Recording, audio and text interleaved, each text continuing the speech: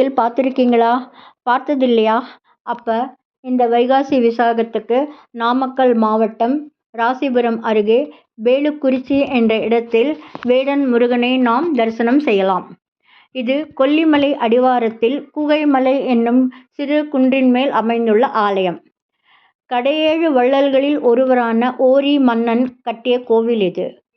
ஔவை மூதாட்டி இந்த கோவிலுக்கு வந்து முருகனை தரிசித்து சென்றுள்ளதாக சான்றுகள் உண்டு. பழனி முருகன் சிலை உருவாக்குவதற்கு முன்பு போகர் சித்தர் கொல்லிமலை காடுகளிலிருந்து மூலிகைகளை பறித்து இந்த முருகன் விக்கிரகத்தை வடிவமைத்துள்ளார். பழனி முருகனுக்கு முன்பே தோன்றிய முருகன் என்பதால் இவரை பழனி அப்பா, பழனி ஆண்டவர் என்றே அழைக்கின்றனர். மூலஸ்தானத்தில் தேவியர்கள் இன்றி முருகன் தனியாக மேற்கு திசை நோக்கி அருள் பாலிக்கிறார்.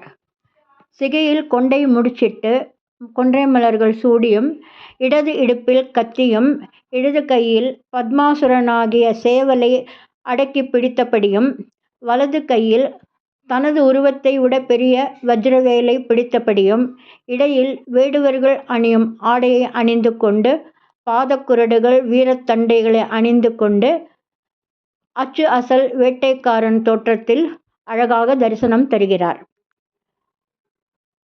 வேலுக்குறிச்சி மலையில் மாதந்தோறும் பௌர்ணமி பூஜை சிறப்பாக நடைபெறுவது உண்டு.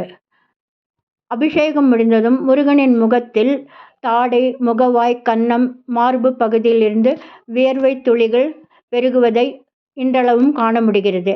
இது அதிசயத்திலும் அதிசய நிகழ்வாகும். பூஜை அலங்காரம் முடிந்த பின்பு சன்னதி கதவுகள் சாத்தப்படுகின்றன. அந்த நேரத்தில் சித்தர்கள் முருகனை பூஜிப்பதாக ஐதீகம். பக்தர்கள் வெளியே காத்து கொண்டிருப்பர்.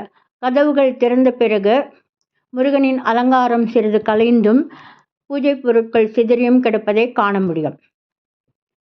வள்ளியை மனம் புரிய முருகன் இந்த வேடுவர் கோலத்தை தாங்கிய இடம் எது என்று கூறப்படுகிறது. முருகனுக்குரிய விசேஷ நாட்களான சஷ்டி, கிருத்திகை, வைகாசி விசாகம், கந்த சஷ்டி, பங்குனி உத்திரம், பௌர்ணமி போன்ற விசேஷங்கள் மிகச்சிறப்பாக நடைபெறுகின்றன. பங்குனி தேரோட்டம் இந்த மலையின் சிறப்பு. இவ்வளவு சிறப்புகளும் அழகும் வாய்ந்த இந்த வேடக்கார முருகனை வாழ்வில் ஒரு முறையாவது நாம் தரிசனம் செய்துவிட வேண்டும். கொல்லிமலை ஆண்டவா போற்றி,